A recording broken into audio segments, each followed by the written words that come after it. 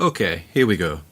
This may be the final video, but it could also be one of the most important with regards to making the rig animator friendly. We have all the main controls in and working now, but before we lock this down and add in the finishing touches, we need to make sure the rig is scalable. This may seem like it's a bit of a waste of time. I mean, why would anybody want to scale this character? Well, it's useful in a number of instances.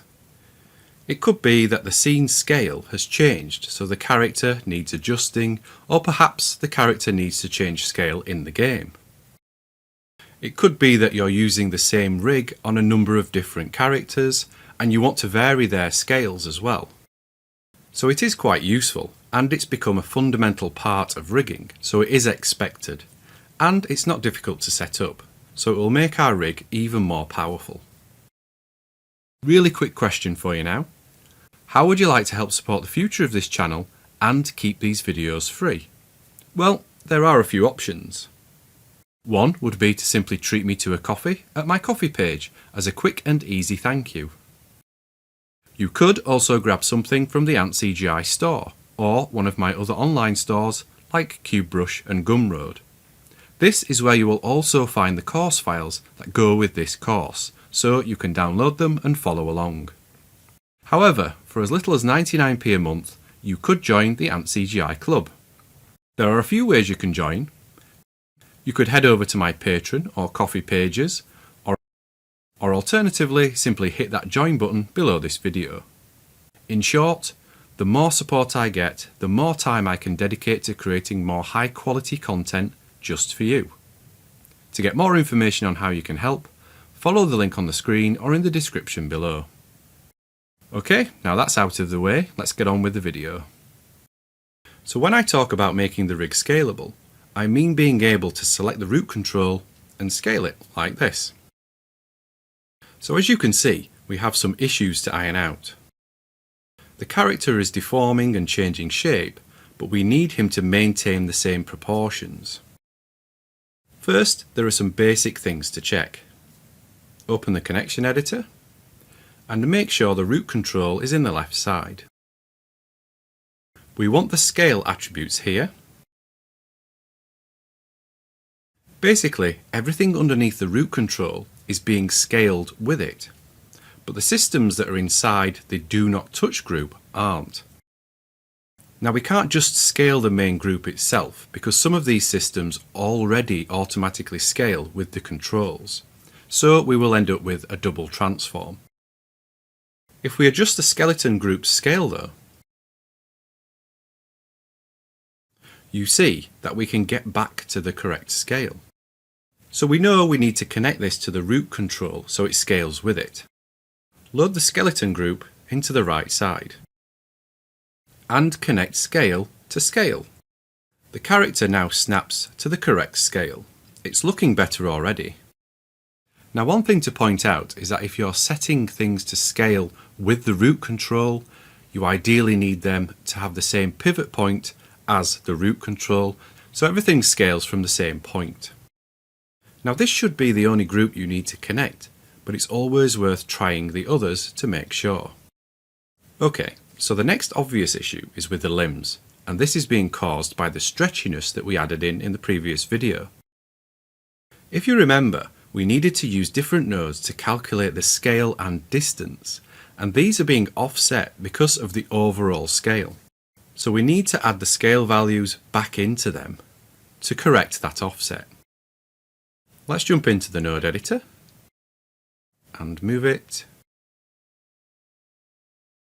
Here we have the spine stretch systems, all set up in the tab I added in the previous video. So we can quickly insert a new node here to help with the scale. What we need to adjust is the scale factor node's values, in particular the curve length value here. As the rig scales, the curve is getting longer, but this value represents the curve at its default scale. So this needs to adjust as the rig scales. What we want is the curve length to multiply by the root control scale. So this will then give us the correct value. Let's duplicate the scale factor node and rename it to Spine Global Scale.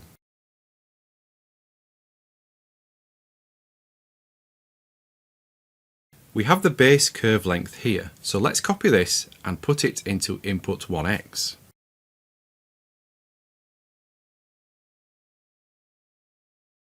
We also need to change the operation to multiply. So this will multiply input 1 by input 2. Let's open the connection editor and load the global scale node into the right side. We need the input 2x attribute. Now because this is a single attribute, we can't use the scale attribute. Instead, we need to choose one. Because the height is usually associated with scaling, connect scale y to input 2x.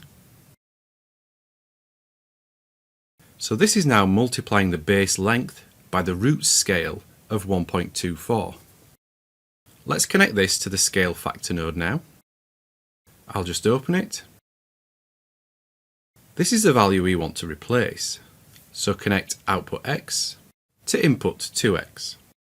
And the torso snaps back into shape because it's now using the correct curve length to determine its length. If we scale the rig, the torso seems like it's fixed now, but we do have another area to adjust. Let's find the spine systems. If we select the FK joints, you can see that they look okay and are already at the correct scale. But if I select the IK joints, you see they are much shorter because they aren't scaling with the rig, so we need to update these too. If we scale the first pelvis IK joint, it doesn't affect the rest of the joints because of scale segment compensation. If you're not sure what a joint's scale segment compensation is, you can check out this video on my YouTube channel where I discuss what it is and how it can be used in your rigs. We also can't connect to the scale attribute because some of them are already driven by the stretch systems. Another option would be to simply scale the spine group, but this doesn't work either, although it will scale the joints for us, so we could use a group. Press Ctrl and G to create an empty group. Because this is going to scale with the root control, we need its pivot to be at the world root, the same as the root control. Rename it to Spine Scale Group and move this into the spine group. Now move the pelvis IK joint into the new group. So we can use this group to scale the IK joints instead, and it won't affect the rest of the spine systems. Okay, let's connect this. So the group in the right, the root control in the left, and simply connect scale to scale. And the spine is now correct. We can scale the rig, and the spine stays where it should be, but adjusts with the scale. We can also pose the spine like this, and it stays in position as the rig scales. Okay, that's the spine. So let's now look at the arm, and this is the same approach really. We just need to add in the offset so it adjusts the arm length value as the rig scales. So let's go back to the node editor and into the left arm tab. Again, we already have the stretch systems here for us to use. Where's the scale factor node? Here you are, hiding under the arm control. Okay, duplicate the node, open it, and rename it to arm left global scale. Again, we have the base arm length value here. So copy it to input 1x above and change the operation to multiply. Let's go to the connection editor and load the global scale node. So we need the input 2x attribute here and load the root control into the left and connect scale y again to input 2x. That's updated now, so it will multiply the arm length by the rig scale, which is currently 1.6. Now all we need to do is replace the input 2x value in the scale factor node. So connect output x to input 2x. Did you see? The arm snapped back. It's now back at its natural scale. So we can pose it, and if we scale the rig, the arm stays in that pose and doesn't deform in a weird way. Okay, so that's the left arm done. Let's now look at the leg, and again this is just repeating the same steps. All we need is the base scale value multiplied by the rig's scale. So we need the left leg tab and the scale factor node. Again we have the base leg length here, so duplicate the node and rename it to leg left global scale. Open it up. Now copy the input 2x value up to input 1x and change the operation to multiply. Next we need to connect the root control to the global scale node's input 2x attribute. So bring this in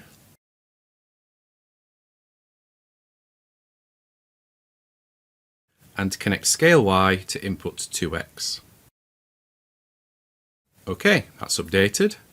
Now we just connect this to the scale factor node to replace the base leg length value here with the one which will adjust with the rig's scale. Take output x and connect it to input 2x. And the leg snaps back. So it's the correct scale now. If we scale the rig, the torso, left arm and left leg all look fine now. So now we need to update the right side. I'm just going to speed things up here so this part of the video doesn't get too repetitive for you, but it's exactly the same process.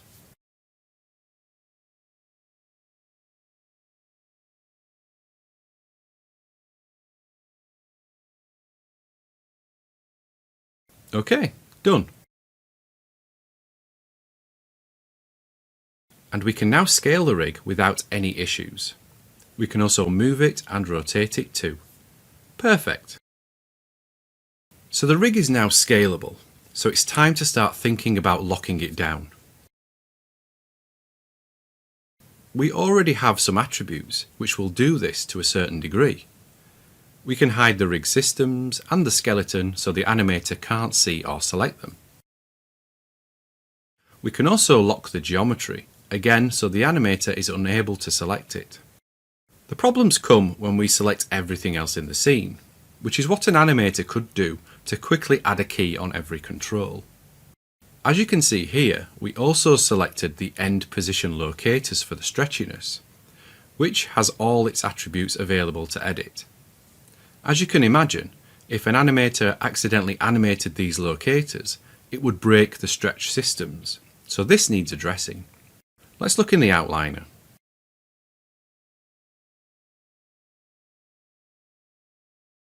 We also have these groups which could easily be selected and animated, again breaking the rig. And these locators here.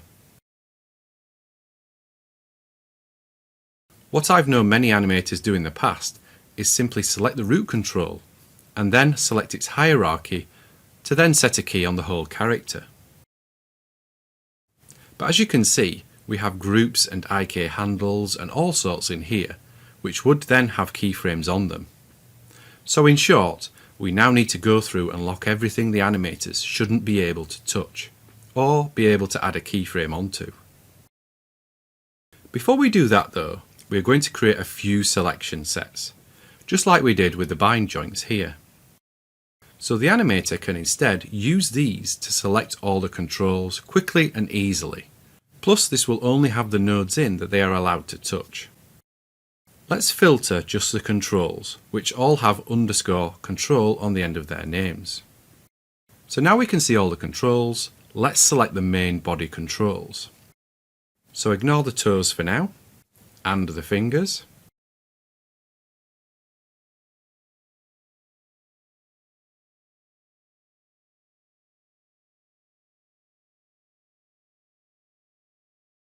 Okay, now go to Create, Sets, Quick Selection Set, and call it Body Controls.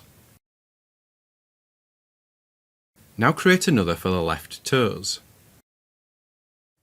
and the right, and now the fingers, having different sets for each side.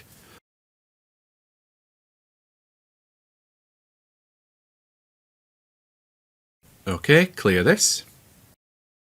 So now we have these lists, one for the body and one for the fingers and toes.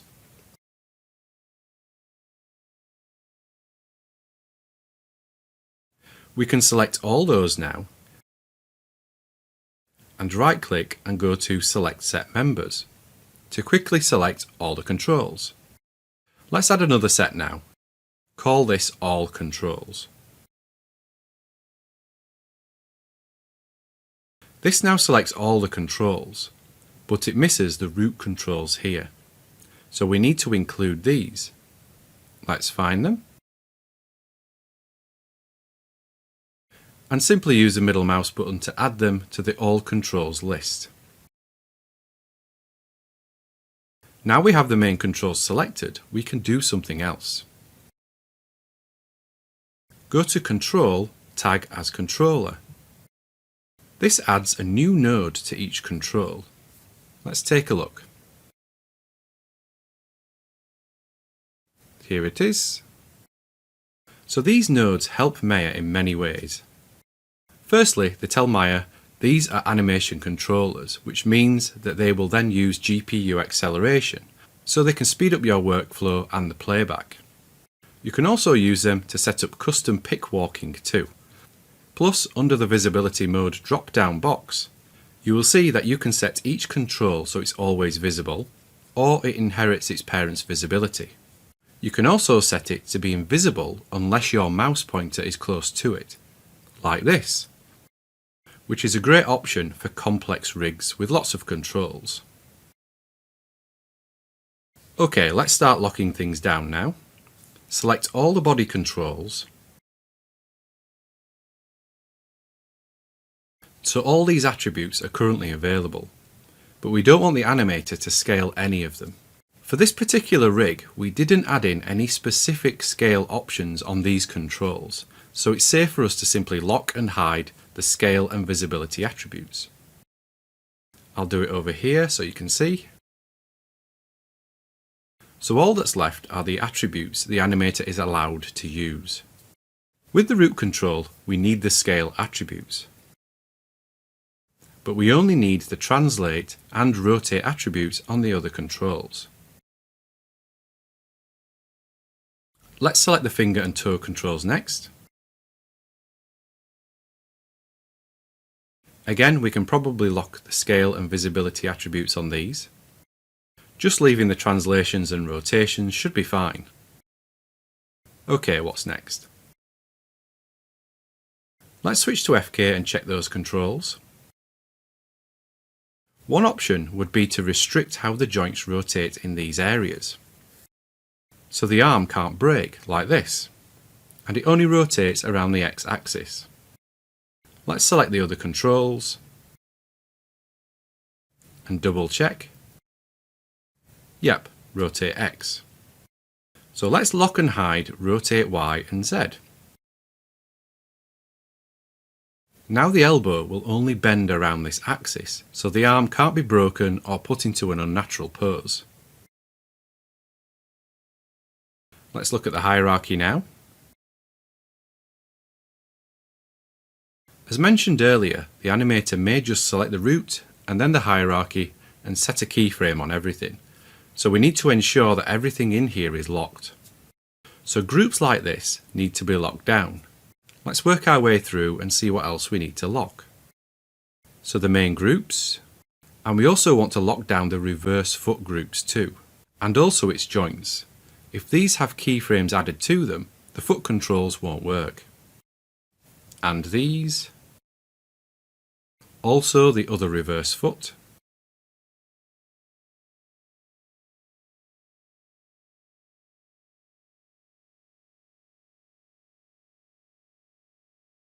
Okay, I think that's everything.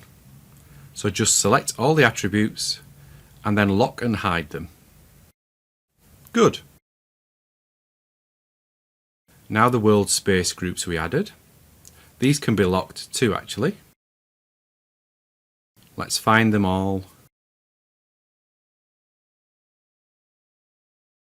And lock those.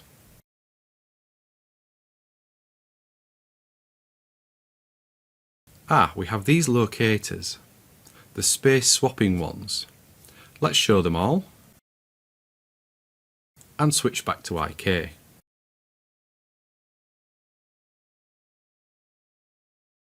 Okay, so let's work on these next. I'll just filter them so we can see them.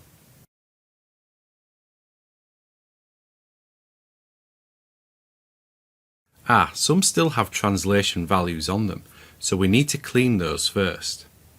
Remember that these can be animated if needed, so they all need to be zeroed out. We just want to move the values down to the Transform Offset Parent Matrix section here, or use the script. There we go, nice and clean. I'll just check the others.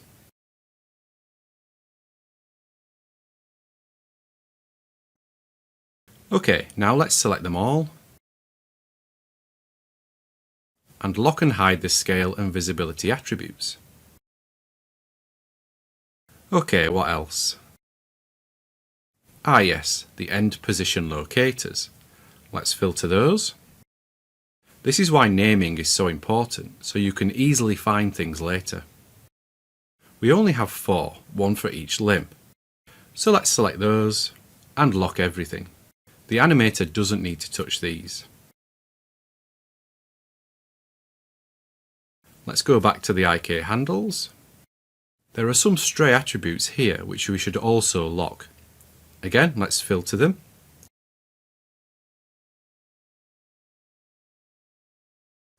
And then lock those. Okay, I think that's everything, but it doesn't hurt to double check.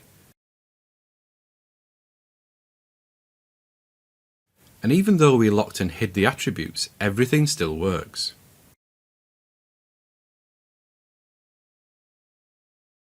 Yes, the main leg and arm controls here need updating. They currently have values on them, but that's not a problem, as we don't need to move them. Instead, what we want is for them to follow the limb as it moves. Let's bring back the skeleton. And all we're going to do is point constrain them to the hand joint. We use the hand joint so it will follow regardless of if the animator is working in IK or FK. And as you can see, the point constraint means it moves with the arm but doesn't rotate too. Let's update the others and constrain those to the foot joints. So now those are done, we can lock off the attributes so they can't be animated.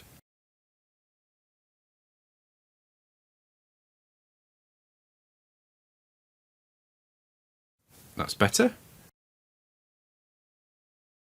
Okay, one more step, and that is to create a character set. Select all the controls and go to Control, Create Character Set and open the options. We just need to give it a name, so creature_char is fine. And because we already locked off all the attributes we don't need, we can leave these options here. And let's just create that. So here it is. And this stores all the animation channels. It's really useful for the animators so they can create animation clips which can be shared between characters and played around with using the tracks and time editors. There is one more step I would recommend you doing, and this is something you could probably do as you're building the rig. If we look at the foot roll attribute here, when it goes beyond a certain point, the leg breaks, which isn't great. So it makes sense to instead limit this attribute so the animator never gets to this point. All we need to do is go to Modify, Edit Attribute, and select Foot Roll. Let's move it back. So about there. We can set this to have a minimum and maximum value. So let's set the minimum to -40.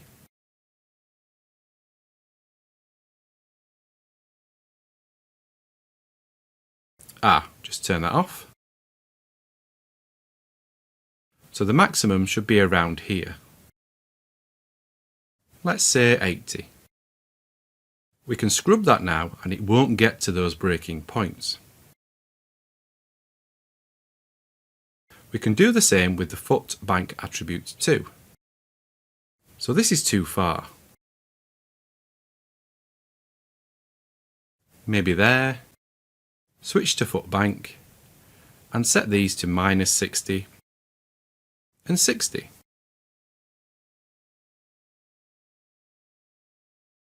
That's better. OK, good. Just update the opposite foot.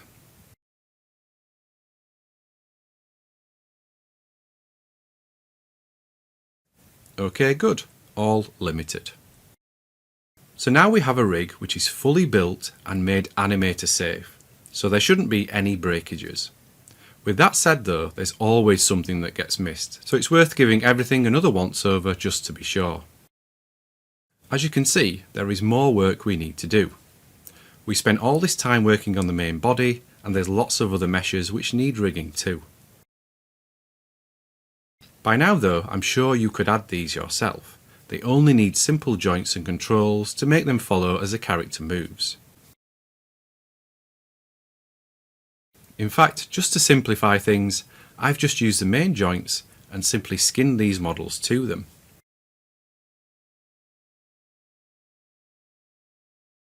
Apart from these extra joints I added here, which could be used for animating the sash. You will notice though that these don't have controls, and that's because these joints will be animated using Unreal's physics engine, so will essentially be automated. So we have come to the end of this workshop. We have covered so much, but I'm hoping that you now have a greater understanding of the rigging process and feel confident you can move on and rig your own characters and creatures from here on. Thanks for watching right to the end, and make sure you also check out some of the other free videos and courses that I have available. You can find links to all these on the screen now and in the description below. Remember, to help support future content and keep these videos free, visit the antCGi store or join the antCGi club. Alternatively, if you would just like to show your appreciation for these videos, why not treat me to a coffee at my coffee page? Again, the link is on the screen now and in the description below. Thanks again for watching. This is antCGi signing off, and I will see you on the next one.